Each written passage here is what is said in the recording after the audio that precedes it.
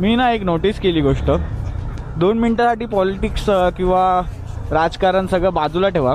हा जो एक आपला माणूस आहे ना, त्याला ना मराठी भाषेबद्दल, मराठी अस्मितेबद्दल, महाराष्ट्राबद्दल खूप प्रेम आहे यार. महाराष्ट्रीयन लोकांबद्दल खूप प्रेम आहे. आपल्याला नावं माहिती पण नाहीत हे लोक कोण आहेत.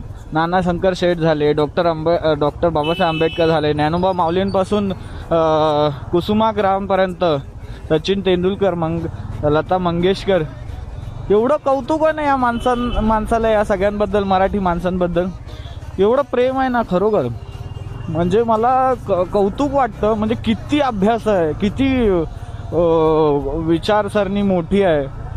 महाराष्ट्रासाठी, मराठी माणसासाठी, मराठी भाषेसाठी कितीही वेळा मला जेलमध्ये जायला लागलं तरी कितीही वेळा जेलमध्ये जाईन, पण या विषयापासून तो बरंही मागे मी हटणार नाही. एवढं सगळ्यांनी ध्यानात ठेवावं, सगळ्यांनी लक्षात ठेवावं. आणि